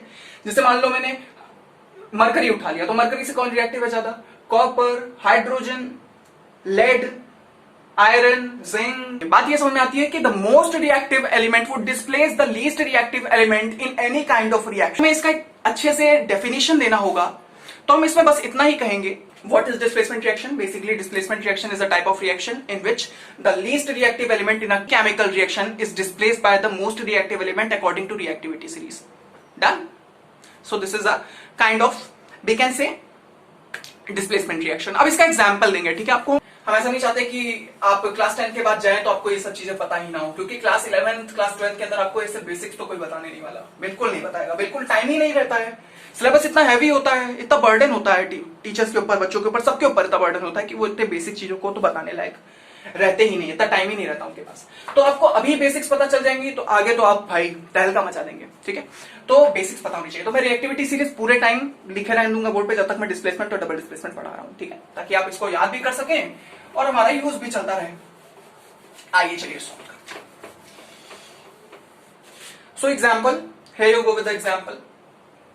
तो हमारे पास क्या था, हमारे पास था कॉपर सल्फेट, ठीक है, कॉपर सल्फेट था प्लस आयरन था, ठीक है। तो ध्यान से देखो कॉपर कहां पर है, कॉपर ये यहां पर है सर, ये यहां पे है कॉपर, और आयरन किधर है सर, ये, मतलब कि मोस्ट, ये इससे ज्यादा रिएक्टिव है, कॉपर से ज्यादा रिएक्टिव कौन है, आयरन। देखो भैया यहाँ जगह नहीं थी इसलिए लिखा नहीं है, ऐसा मत समझना कि ये दूसरी सीरीज है, दूसरी सीरीज है, एक ही सीरीज है, बस यहाँ नीचे से फॉलो हो रही है। तो मतलब copper is less reactive as compare to iron. तो basically what will happen, you know very well कि कॉपर अब हट जाएगा क्योंकि वो लीस्ट, वो एक छोटा बॉक्सर था, Fe बड़ा बॉक्सर आ गया, ज्यादा पावरफुल है, तो हटा देगा। तो क्या होगा, ये हो जाएगा FeSO4 प्लस Cu मतलब कॉपर, ठीक है। FeSO4 जो है ये FeSO4, इसके जस्ट ऊपर का एक एलिमेंट लेने वाला हूं, जिंक, ठीक है। तो ये, तो ऐसा बिल्कुल मत सोचो कि अरे यार ये तो जस्ट ऊपर है तो शायद ना हो, ऐसा नहीं है। ये रिएक्टिविटी नापी, अच्छा ये कैसे नापी गई होगी, ये रिएक्टिविटी नापी कैसे गई होगी, कोई टीचर बताता नहीं है। ध्यान से सुनो, बेसिकली हम रिएक्टिविटी नापते हैं इनके विर्गुअस रिएक्शन के ऊपर, जैसे कि मान लो हमने कोई रिएक्शन किया, हमने एसिड के साथ किया, वाटर के साथ किया, तो बेसिकली एनर्जी रिलीज होती है क्योंकि कोई एक्सोथर्मिक रिएक्शन होगा, डेफिनेटली कोई भी एक्सोथर्मिक, तो हम उस एनर्जी को नापते हैं। कोई देखो, कोई जैसे प्लैटिनम को हमने डाला तो कोई भी विर्गुअस रिएक्शन नहीं हुआ, कोई भी हीट वीट नहीं निकली, आराम से हो गया रिएक्शन। तो उसी तरीके जैसे गोल्ड को तुम पानी में डाल दो, क्या जलने लगता है पानी? बिल्कुल नहीं चलता है। तो हमने वो एनर्जी का जो कई तरीके होते हैं नापने के, ठीक है, कई तरीके होते हैं। जैसे मैं अपने तरीके से अगर बताऊं तो ये नापा गया होगा कि कितनी एनर्जी रिलीज होती है, ठीक है, कितनी एनर्जी रिलीज होती है, किसी भी एलिमेंट को पानी में डालने में कितनी एनर्जी रिलीज होती है। तो इन सब के डालने पर बिल्कुल एनर्जी नहीं रिलीज होती होगी, इनके डालने पर एनर्जी रिलीज हुई होगी क्योंकि एक्सोथर्मिक रिएक्शन है, ठीक है। तो कई तरीके होते हैं नापने के, तो ये भी एक तरीका मैं बता रहा हूं आपको जस्ट। तो जिंक मैंने ले लिया, zinc is more reactive as compare to iron. तो बेसिकली होने क्या वाला है आपको बहुत अच्छे से पता चल गया होगा। बेसिकली जिंक सल्फेट बन जाएगा जो कि एक सॉल्ट होता है, प्लस आयरन अलग निकल जाएगा। क्यों? क्योंकि iron is less reactive as compare to zinc, तो जिंक डिस्प्लेस कर देगा, ठीक। एक और रिएक्शन, चलिए एक और रिएक्शन ले लेते। अब चलिए जैसे मैंने जिंक ले लिया, ठीक है, और प्लस ले लिया H2SO4। H2SO4 मतलब सल्फ्यूरिक एसिड होता है, ठीक है। H2SO4 ले लिया, सब आपको डिटेल में पता चल जाएगा, don't you worry about it. तो हाइड्रोजन कहां है रिएक्टिविटी सीरीज में? बहुत नीचे है सर। और जिंक देखेंगे तो जस्ट ऊपर है आयरन के, तो काफी रिएक्टिव होगा। तो बेसिकली क्या होने वाला है, जिंक का सॉल्ट वापस बनेगा ZnSO4। मैं वही का एग्जांपल आपको वापस उठा के दे दिया, प्लस हाइड्रोजन गैस इवॉल्व होगी, ठीक है। तो ये एक रिएक्शन भी है, आपको पता चलेगा आने वाले समय में इसका बहुत यूज होने वाला है, इस रिएक्टिविटी सीरीज का, ये वाली रिएक्शन का। ये सब यूज ना हो लेकिन ये यूज होने वाला है एसिड बेस एंड सॉल्ट के अंदर, ठीक है। तो मैं थोड़ा लिंक बना के चल रहा हूं ताकि आपको हायर क्लासेस में, आपके क्लासेस में मदद मिले, ठीक है। नहीं तो पढ़ाने वाले तो बहुत टीचर्स हैं। बात करें जिंक H2SO4, अब तक आपको समझ में आ गया होगा। मतलब क्या है, लीस्ट रिएक्टिव वाला एलिमेंट मोस्ट रिएक्टिव एलिमेंट को डिस्प्लेस कर देता है, ठीक है। So this is the only logic, इसके अलावा कोई लॉजिक नहीं है। अब डबल डिस्प्लेसमेंट में क्या होगा, इंटरचेंज होने लगेगा। ये समझाते हैं डबल। तो अपनी कॉपी में एक अगर अब तक आपने नोट बनाई है तो वेरी गुड, बहुत अच्छी बात है। आइए चलिए हम बात करते हैं, बहुत ही इंपॉर्टेंट चीज है। अब मैं रिएक्टिविटी सीरीज, अब एक सेपरेट पेज लो, सबसे पहले तो एक आप सेपरेट पेज ले लो। उस सेपरेट पेज में खुद से रिएक्टिविटी सीरीज, बिना किसी ट्रिक, बिना कुछ करे रिएक्टिविटी सीरीज लिखो। चलो थोड़ी देर में आपको टाइम देता हूं, थोड़ा मैं इधर उधर घूमता हूं, तब तक आप ट्राई करिए, खुद से लिखिए। फिर मैं यहाँ कॉर्नर में लिखूंगा, आप भी मेरे साथ बोलते रहेंगे, ठीक है, रिपीट करेंगे। चलिए आप लिखिए, लिख लिया होगा आपसे, अब तक शायद आपने लिख लिया होगा। चलिए आइए देखते हैं। तो सबसे पहला एलिमेंट कौन होता है? जी हाँ, आपने सही कहा, पोटेशियम होता है। फिर कौन होगा? सोडियम होगा। फिर कौन होने वाला है? कैल्शियम होगा। ऐसे पता नहीं चलता कौन बच्चा लर्न कर रहा है कौन नहीं लर्न कर रहा है, बट आई होप सो आप समझ रहे होगे मैं क्या कह रहा हूँ, ठीक है। फिर मैग्नीशियम होगा। मैग्नीशियम के बाद कौन आने वाला है? डेफिनेटली आपको पता होगा, Al आएगा, एल्यूमिनियम। फिर आएगा कौन? जिंक आएगा, जिंक आ जाएगा, आयरन आ जाएगा, लेड आ जाएगा, हाइड्रोजन आ जाएगा, कॉपर आ जाएगा, मरकरी आ जाएगा, Ag मतलब सिल्वर, Au मतलब गोल्ड और Pt मतलब प्लैटिनम। नीचे जाने पे रिएक्टिविटी घटेगी, ठीक। यहाँ भी वही सेम चीज है, ऐसा नहीं है कि कुछ। जब तक मैं यहाँ पे लिख रहा हूं तब तक आप मुझे बताओ कि डबल का मतलब क्या होता है? डबल मतलब दुगना, ठीक है, डबल मतलब दुगना। आइए चलिए मैं आपको समझा देता हूं अच्छे से डबल डिस्प्लेसमेंट क्या है। तो देखो, डिस्प्लेसमेंट मतलब था कि किसी भी पर्टिकुलर स्टेट, कोई स्टेट चल रही है, उसको उठा के डिस्प्लेस कर देना। डिस्प्लेस मतलब हटा देना, ठीक है, उसकी जगह को हटा देना, दूसरी चीज आ जाना, डिस्प्लेस कर देना। डबल डिस्प्लेस मतलब उसी का दो बार, ठीक है। डबल डिस्प्लेसमेंट मतलब उसी को दो बार करना, दुगना करना, ठीक है। नहीं समझ में आया तो चलिए आइए मैं आपको दूसरे वेरिएबल के साथ, दूसरी चीजों के साथ समझाने की कोशिश करता हूं। जैसे ए बी है मेरे पास, प्लस मेरे पास क्या है? सी डी है, ठीक है। A B plus C D, ठीक, A B plus C D, कोई दिक्कत तो नहीं है आपको? दूसरा है, कोई लेटर तो नहीं दिख रहा? ये डी है, डी, मैं ऐसे डी बनाता हूँ, सॉरी, रियली सॉरी। तो A B plus C D, ठीक है। A B plus C D क्या बनेगा? डेफिनेटली अब मैंने आपको बताया कि इंटरचेंज ऑफ आयन होगा। इंटरचेंज ध्यान से सुनिए, ये आप याद रखिए, इंटरचेंज ऑफ आयन होगा। तो इंटरचेंज होने वाला है तो क्या बनेगा? बेसिकली आपको पता चल गया होगा, BC plus AD interchange of ion होता है। इसे हम इंटरचेंज ऑफ आयन कहते हैं। मतलब यार इधर का उधर भेज दो, उधर का इधर ले लो, ठीक है। BC plus AD, BC plus AD, BC plus AD, दोबारा याद करिए, BC plus AD. So this is somewhat a basic structure of a double displacement reaction। अब मैं आपको एग्जांपल दूंगा और समझाऊंगा कि बेसिकली डबल डिस्प्लेसमेंट क्या है। इसमें इससे ज्यादा कुछ नहीं है भाई, इससे ज्यादा इसमें कुछ नहीं है। डबल डिस्प्लेसमेंट मतलब ऐसा टाइप का रिएक्शन जिसके अंदर इंटरचेंज ऑफ आयन होता है। डेफिनेशन भी देखोगे तो आपको पता चलेगा, बेसिकली आयन्स होते हैं, रिएक्शंस होती हैं, चार्ज स्पीशीज को हम बोलते हैं आयन वायन, वो सब पता चलेगा आपको। तो ये हम बेसिकली क्या बोलने की कोशिश कर रहे हैं कि जो भी एलिमेंट होते हैं उनका इंटरचेंज हो जाता है एलिमेंट का। चलिए तो इसका रिजल्टेंट मैं यहां पे लिख के दे रहा हूं। रिजल्टेंट इसका निकल के आएगा none other than zinc hydroxide, zinc hydroxide में कोई वैलेंसी पे मैं किसी भी चीज पे ध्यान नहीं दे रहा, बस मैं आपको बता रहा हूं, बैलेंसिंग कुछ नहीं, ठीक है। पोटेशियम हाइड्रोक्साइड और पोटेशियम K2SO4 होता है, ठीक है। Potassium sulphate K2SO4। अब वो 2 क्यों होता है, किस तरीके होता है, यहां भी OH पे भी डबल लग जाएगा यार, जिंक OH पे हाँ डबल लग जाएगा। अरे ये सब यार कौन डिस्प्लेसमेंट, कौन आपको ये सब सिखाएगा, मैं बस इतनी बात कर रहा हूँ, ठीक है। तो ZnSO4 प्लस पोटेशियम हाइड्रोक्साइड का रिएक्शन हुआ, हमारे पास क्या निकल के आया है, जिंक हाइड्रोक्साइड प्लस पोटेशियम। ये इसके बारे में आपको थोड़ा डिटेल में पता चलेगा, बहुत अच्छी चीज है, ठीक है। ये भी पता चलेगा आपको आने वाले चैप्टर्स के अंदर। पोटेशियम सल्फेट बना, ठीक है, K2SO4। So this is what some kind, this is how a displacement, double displacement reaction looks like, ठीक है। डबल डिस्प्लेसमेंट रिएक्शन ऐसी ही दिखती है, बेसिकली इंटरचेंज ऑफ आयन होता है on the basis of reactivity series. Reactivity series के basis पे interchange of elements होगा। एलिमेंट आपके लिए बोलता है, आयन नहीं बोलूंगा, ठीक है। आयन आपने पढ़ा होगा क्लास 9 के अंदर, क्लास 9 में इसका एक बेसिकली टॉपिक है, पूरा बढ़िया से आपको बताया गया, उसमें 4 स्पेशी कुछ ऐसा कुछ लिखा हुआ है, फला फला देख लेना 9th क्लास की बुक को उठा के एक बार, या अगर पक्का आपने बेच दी होगी, लेकिन बेचना किताबों को मत बेचा करो यार। क्लास 9, 10th, 11th, 12th की बुक आपके पास होनी चाहिए, काफी बेसिक। उसमें क्लास 9 तो 10th आपके लिए एक बैकअप, मतलब आपको थोड़ी बेसिक, जैसे कि आपको कोई टीचर बेसिक्स नहीं बताएगा, अगर आपको बेसिक्स जाननी है तो आप उस बुक को खोलिए, पलटिए, थोड़ा पढ़िए, और पता है क्लास 11th में चले जाओगे, क्लास 12th में चले जाओगे, तब यही तुम्हें 9th की 10th की बुक किताबें बहुत बच्चों वाली लगेगी, तब तुम्हें कोई टीचर की जरूरत नहीं पड़ेगी हम जैसे लोगों की उस बुक को समझने के लिए, ठीक है। तो रखे रहा करो बुक। तो जैसे मैं अभी भी रखे हुए हैं अपनी सारी बुक्स, ठीक है।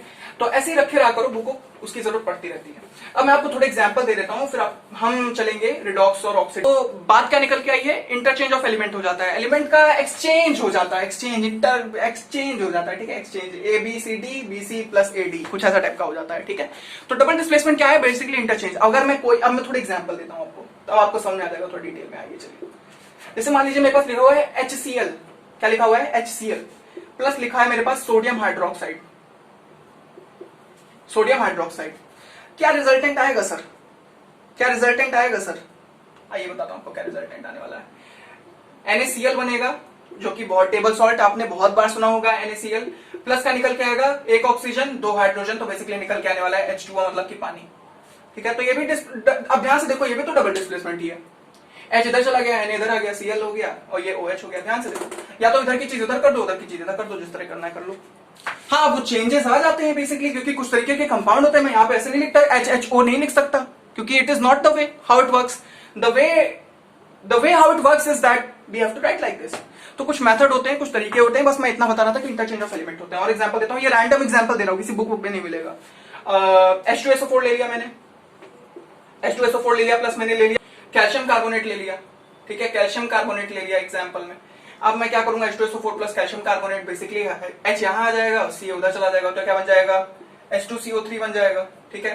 ये सब आपको पता चलने वाला है बहुत जल्दी, ठीक है। सोडियम कार्बोनेट एंड डाइहाइड्रेट, वो सब पता चलेगा आपको सेकंड चैप्टर के अंदर। ये हो गया हाइड्रोजन कार्बोनेट, ठीक है, ये सब आपको पता चलेगा। H2CO3 बहुत जल्दी पता चलने वाला है आपको कई सारे चैप्टर्स के अंदर। तो ये हो गया इधर, अब बचा Ca और SO4, तो ये हो गया क्या, कैल्शियम सल्फेट, CSO4। ऐसे टाइप के रिएक्शंस बना करते हैं, ठीक है। रिएक्शन आप खुद भी बना सकते हो, किसी का रिएक्शन कर दिया, कुछ भी बन गया। एक ले लो आप NaCl का एग्जांपल, NaCl मैंने रिएक्ट करा दिया, मैंने NaCl को रिएक्ट करा दिया, सर Na है, सोडियम से कर दीजिए सर, सोडियम हाइड्रोक्साइड से कर दिया, तो ये क्या बन जाएगा, ये बन जाएगा ये पोटेशियम हाइड्रोक्साइड से कर दिया, पोटेशियम हाइड्रोक्साइड से किया तो ये बन गया sodium hydroxide plus KCl। I hope so to say the matter of fact is that double displacement है।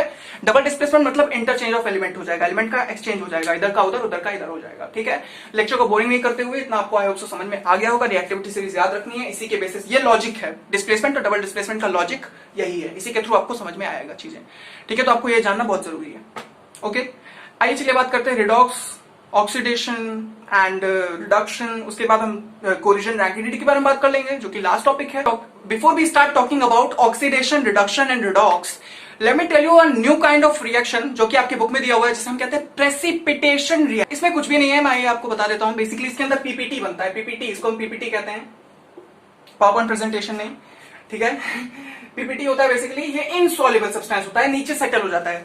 जैसे मान लो कोई भी मेरे पास बीकर है, ठीक है, जिस बीकर के अंदर मैं रिएक्शन करूंगा, जिस भी बीकर के अंदर मैं ये, ठीक है, बीकर, जिस भी बीकर के अंदर मैं रिएक्शन करूंगा, उसके अंदर एक इनसॉल्युबल सब्सटेंस, इनसॉल्युबल मतलब जो इनसॉल्युबल मतलब क्या, इनसॉल्युबल मतलब कि जो चीजें घुल ना जाए, सोल्यूशन के अंदर घुले ना, ठीक है, इनसॉल्युबल रहे। जैसे सैंड, अगर आप सैंड उठा लो तो सैंड को अगर आप पानी में डालो तो क्या वो घुल जाती है। जैसे अगर आप शुगर का एग्जांपल ले लो, आप सैंड का एग्जांपल ले लो, सैंड नहीं घुसता।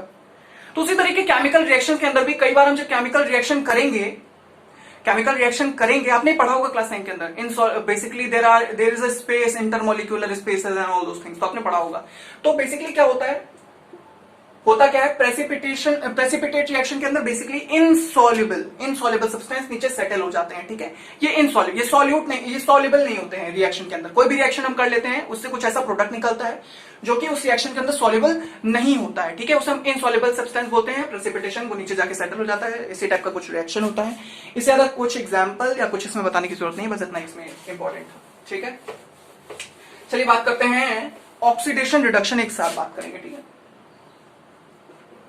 ऑक्सीडेशन रिडक्शन, इसको एक साथ ही आप समझ सकते हो अच्छे से, तो आइए चलिए एक साथ ही आपको बता देता हूं, ठीक है। I mean speed, please ignore my hand writing. So let us talk about what is oxidation reaction. Oxidation reaction कुछ ऐसा होता है, A+O2, ठीक है, कुछ भी बनेगा। अब डेफिनेटली AO2 बन सकता है, AO भी बनता है कई बार, ठीक है, तो अब वो कुछ भी हो सकता है। ये अगर मान लो कोई भी एलिमेंट है तो कुछ भी बन सकता है, ठीक है, उससे हमें मतलब नहीं है। तो बेसिकली ऐसा देख लो, बस मैं और यहां पे भी लिख के दे रहा हूं A+H2। अब इसी से आपको समझ में आएगा। देखो ऑक्सीडेशन रिएक्शन, इसको बहुत ध्यान से, बच्चों को बहुत कंफ्यूजन होता है इसमें बहुत कंफ्यूजन होता है, ठीक है। Oxidation reaction is a type of reaction in which there is a gain of oxygen or a lose of hydrogen. What I just said, मैंने ऐसा कहा कि ऐसा कोई भी रिएक्शन जिसके अंदर ऑक्सीजन का गेन हो, किसका, डेफिनेटली आप इसे अपने नोट में बता, फटाक से, जो ऑक्सीजन है इसका गेन होगा और हाइड्रोजन किसका, इसको आप नोट में फटाक से उतारो सर, फटाक से, इसमें वेट ना करिए आप।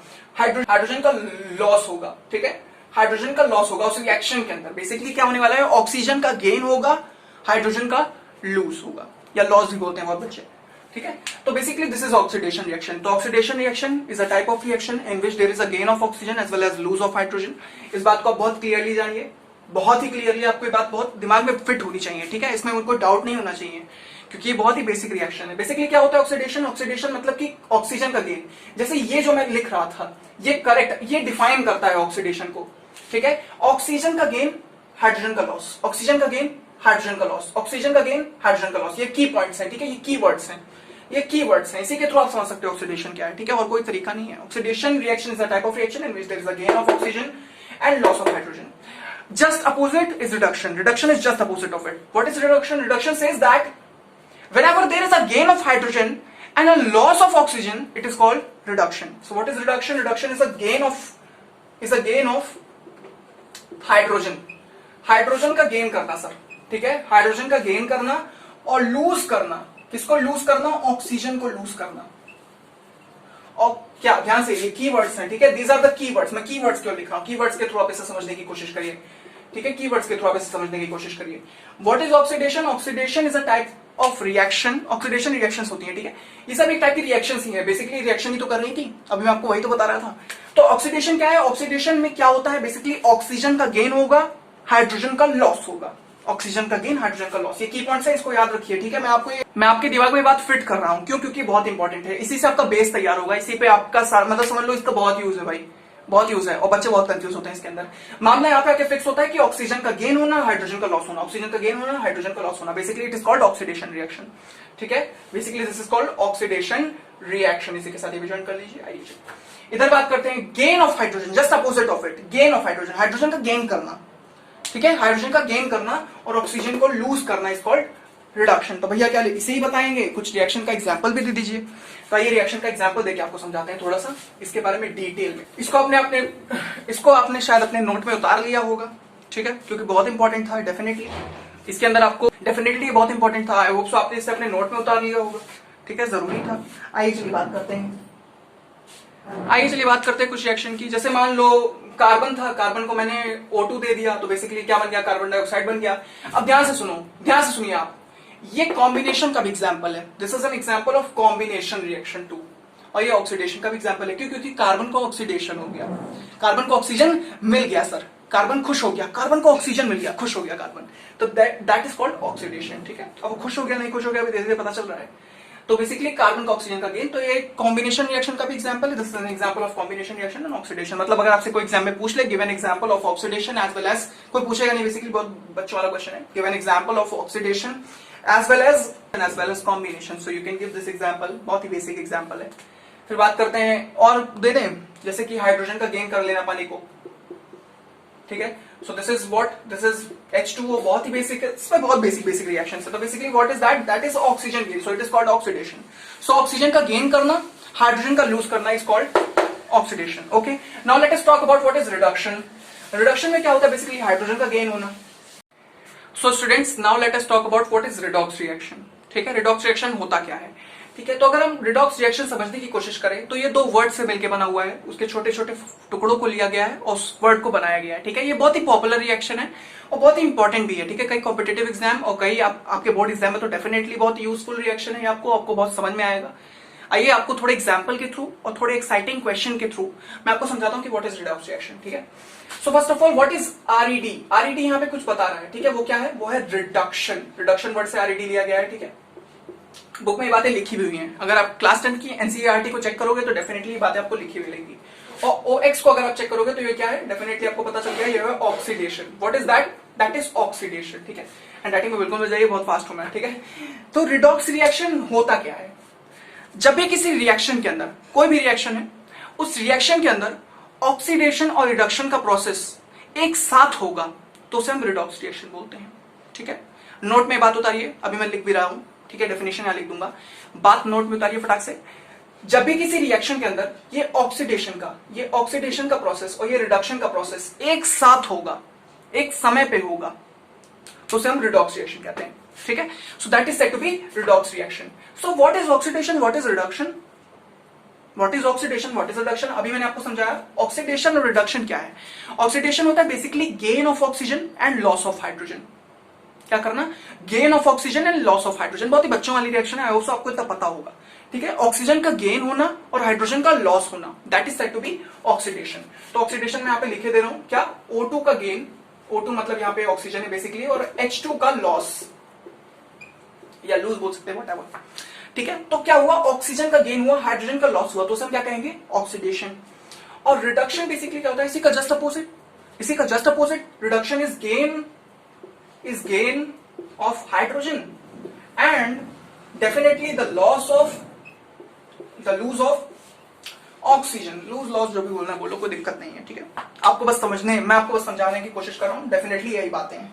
तो क्या बात समझ में आती है, हमने आपको समझाया कि ऑक्सीडेशन क्या है, रिडक्शन क्या है। Oxidation is basically gain of oxygen, loss of hydrogen, and reduction is gain of hydrogen and loss of oxygen, ठीक है। What is oxidation, oxidation is gain of oxygen, loss of hydrogen, reduction is gain of hydrogen and loss of oxygen, ठीक है। दोनों vice versa, उल्टा चलते हैं, ठीक है, उल्टा चलेंगे, ठीक है। तो मैंने रिडॉक्स रिएक्शन को क्या कहा, मैंने कहा कि एक ऐसी रिएक्शन जिसके अंदर ऑक्सीडेशन और रिडक्शन का प्रोसेस एक साथ हो, मतलब कि उसी रिएक्शन के अंदर गेन ऑफ ऑक्सीजन भी चलेगा, लॉस ऑफ हाइड्रोजन भी चलेगा, और शायद उसी रिएक्शन के अंदर गेन ऑफ हाइड्रोजन और लॉस ऑफ ऑक्सीजन भी चल सकता है। बहुत कंफ्यूजिंग है भैया, बहुत डिस्टर्ब हो रहा हूं मैं। तो आइए मैं बताता हूं आपको, थोड़ा ईज कर देता हूं आपके लिए चीजों को, थोड़े एग्जांपल के थ्रू समझेंगे तो ज्यादा मजा आएगा, ठीक है। डेफिनेशन तो पहले आप उतार लीजिए, ठीक है, अपने नोट के अंदर ये डेफिनेशन को उतारिए फटाक से, मैं लिखे दे रहा हूं। उसके बाद हम थोड़े एग्जांपल देखते हैं, उसके बाद हमें समझ में आ जाएगा कि बेसिकली मैं कहना क्या चाहता हूं, ठीक है। तो डेफिनेशन क्या है, बेसिकली डेफिनेशन ये कहती है, व्हेन ऑक्सीडेशन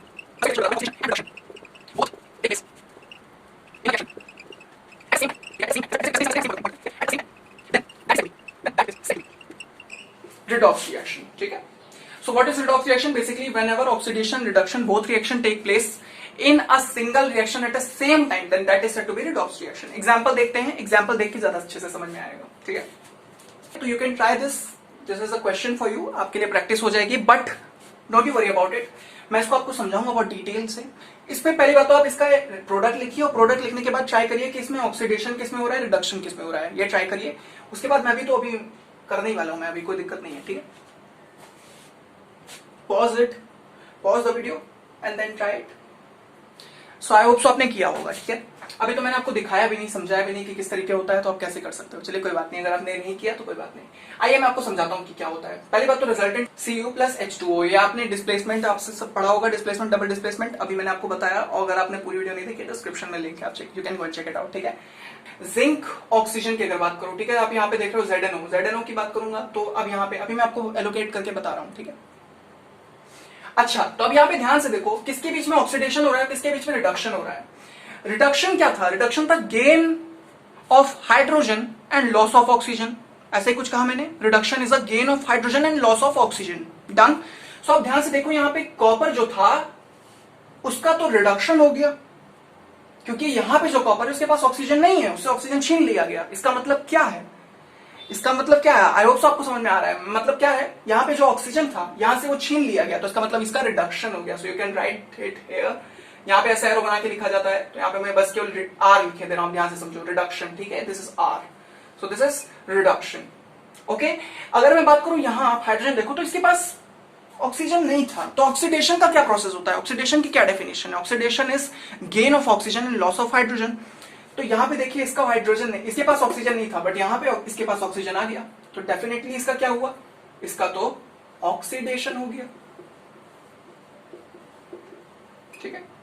यहाँ पे रिडक्शन लिख दे रहा हूं, जगह नहीं बचती है बेसिकली मैंने बहुत पास में लिख दिया, बट ये आप ऐसे समझिए कि यहाँ पे क्या हो गया, रिडक्शन हो गया। अगर एक में ऑक्सीडेशन हुआ है तो दूसरे में डेफिनेटली रिडक्शन हुआ होगा। दिस इज एक तरीके से आप कह सकते हो ये लॉ है, एक तरीके से वर्क करता है, ठीक है, यहाँ पे रिडॉक्स में।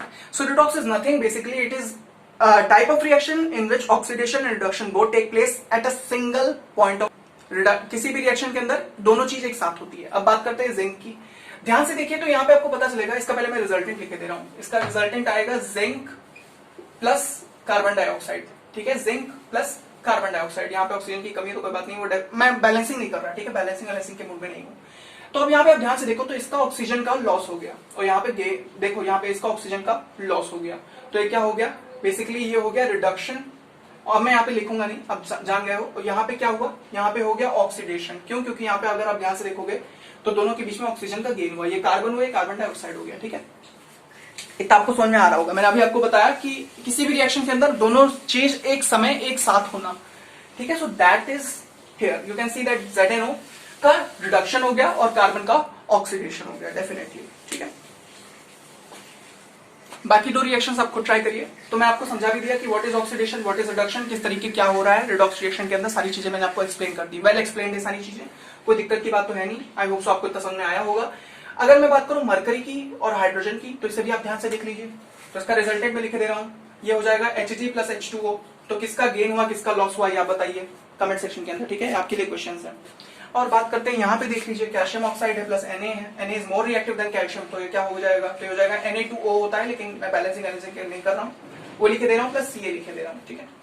तो अब इसमें किसका ऑक्सीडेशन हुआ, किसका रिडक्शन हुआ, let me know in the comment section. तो ये मैंने आपको अच्छे से डीपली एक्सप्लेन किया चीजों को। Redox reaction is a reaction in which oxidation and reduction both take place at a single point of time. किसी भी समय जब भी आप कोई रिएक्शन करते हो, उसके बीच में जब ऑक्सीडेशन रिडक्शन दोनों साथ होगा, तो वो रिडॉक्स रिएक्शन। ये बहुत ही पॉपुलर रिएक्शन है, इसके बारे में मैंने आपको डिटेल में समझाया कि what is redox reaction. Basically oxidation reduction दोनों एक साथ हो रहा है किसी भी रिएक्शन के अंदर, जैसा कि हो भी रहा है। ध्यान से देखो, कॉपर ऑक्साइड था प्लस हमारे पास हाइड्रोजन था, तो यहाँ पे क्या हुआ, कॉपर ऑक्साइड कॉपर बन गया, तो क्या हुआ, रिडक्शन, और हाइड्रोजन H2O बन गया, वाटर बन गया, तो उसका ऑक्सीडेशन हो गया। तो इसी तरीके होता है इन दोनों का। आपसे ये आपके लिए होमवर्क है, ठीक है होमवर्क, ठीक है, बहुत बच्चों वाला होमवर्क। इसको आप आंसर कमेंट सेक्शन में दीजिए, ठीक है। I want the answer, I hope so आप इसका आंसर दे पाओगे। तो this was a redox reaction. Now let us talk about what is rancidity, what is corrosion. I hope so आपको समझ में आया होगा ये टॉपिक। अब तक जितने रिएक्शंस हुए सब समझ में आया होगा, oxidation, reduction, displacement, double displacement, decomposition, combination, redox reaction, everything. अब हम बात करेंगे कोरिजन एंड रैंकिडिटी, बहुत छोटे से टॉपिक है, उसके बाद ये वीडियो एंड हो जाएगी। So students, now let us talk about what is corrosion and what is rancidity. उसके बाद ये वीडियो एंड हो जाएगी। इसके अंदर मैंने सारी चीजें कवर कर दी। इसके पहले के 3 लेक्चर्स आप ध्यान से देख लीजिए। उसके अंदर हमने क्या किया, हमने पहले बेसिक्स ऑफ पहले तो सारी बेसिक्स बता दी, क्या रिएक्टेंट है, क्या प्रोडक्ट है, सारी चीजें, LHS, RHS, product, reactant, mass, law conservation of mass, सारी चीजें बताई। उसके बाद 2 तरीके बताए बैलेंसिंग के, ABCD मेथड, 2 सेकंड वाला मेथड जिसके अंदर फटाक से हो जा रही थी रिएक्शन बैलेंस, और साथ ही साथ हमने बताया किस तरीके बुक में बैलेंस किया गया है, ठीक है। और फिर अब हम बात करने वाले हैं सारी रिएक्शंस की बात की, combination, decomposition, displacement, double displacement, redox, everything everything everything. बात करते हैं कोरिजन रैंकिडिटी के। अब उसके बाद क्या होगा, उसके बाद रिकॉर्ड होने वाला है हमारा डाउट सेशन रिकॉर्ड होगा, जिसके अंदर आपके सारे डाउट्स लिए जाएंगे, एक्स्ट्रा क्वेश्चन रहेगा, ठीक है। डीपीपीज जितनी डाली थी आपने शायद देखी होंगी, डीपीपीज हमारे पास उस पे आई थी, ड्राइव पे आई थी हमारे पास, अबाउट सेक्शन में लिंक है, उसके अंदर आई थी सारी चीजें, तो वो भी सब सॉल्व कर देंगे एक एक्स्ट्रा लेक्चर निकाल के। और साथ ही साथ एक और बात मैं आपको बहुत क्लियरली बता दूं, मुझे ये बात पता चली है कि बहुत बच्चों को एनसीईआरटी सोल्यूशन चाहिए रहता है, तो आने वाले सेशन के अंदर डाउट सेशन के साथ साथ एक्स्ट्रा क्वेश्चन भी सॉल्व होंगे, ठीक है, काफी सारे एक्स्ट्रा क्वेश्चंस, तो उनको उस वीडियो को देखना मत भूलना। बोर्ड लेवल के ढेर सारे क्वेश्चन, ठीक है, जो बोर्ड में आए हुए हैं, नहीं आए हुए हैं, प्री बोर्ड के हैं, कहीं के भी हैं, उससे हमें कोई मतलब नहीं है, हमने जम के क्वेश्चन सॉल्व किया उसके अंदर, ठीक है। मैं काफी थक गया हूँ, काफी लंबे समय से लेक्चर बना रहा हूँ एंड काफी टाइम हो गया इसमें, लेकिन कोई बात नहीं, it's all our hard work and जैसा कि आपका रिस्पॉन्स है, हम ऐसा काम करते हैं, ठीक है। तो ये सारी चीजें हैं, आइए चलिए उसको बता देते हैं, फिर उसके बाद हम इस लेक्चर को एंड करेंगे और आने वाले लेक्चर के अंदर DPP, extra question, NCERT solution, सब कुछ जितने डाउट है सब सॉल्व कर देंगे, ठीक है। एक्स्ट्रा स्टूडेंट के जो बाहर से डाउट आते हैं वो भी हम ले लेंगे, ठीक है, कोई दिक्कत की बात नहीं है। अच्छे से देख लेना उस वीडियो को देखना मत भूलना, बहुत इंपॉर्टेंट है, ठीक है। ये तो बात करते हैं कोरिजन के बारे में। सो व्हाट इज दिस कोरिजन? तो बेसिकली जब भी कोई भी मेटालिक सब्सटेंस की, जैसे कि फॉर एग्जांपल जो बहुत पॉपुलर एग्जांपल्स हैं उनके बारे में बात कर रहा हूं मैं, जैसे कॉपर Cu, जैसे कि आयरन, ठीक है, कॉपर Cu, आयरन, थोड़ा मारकर थक गया है जिस तरह मैं थका हूं, कॉपर हो गया, आयरन हो गया, ठीक है, कॉपर हो गया, आयरन हो गया, या ध्यान से अगर हम देखें तो सिल्वर हो गया, ठीक है, सिल्वर पे ब्लैक कलर की कोटिंग हो जाती है, आयरन पे रेड कलर की, रेडिश ब्राउन हो जाती है कलर की, like we can say coating हो जाती है, और कॉपर के ऊपर, ठीक है, आपने सुना होगा तांबा, दैट काइंड ऑफ मेटल, सो उस पे भी हम ग्रीन कलर की ग्रीनिश कोटिंग पाते हैं। तो ये सब क्या है? So that is corrosion. आइए मैं आपको समझाता हूं कि कोरिजन है क्या।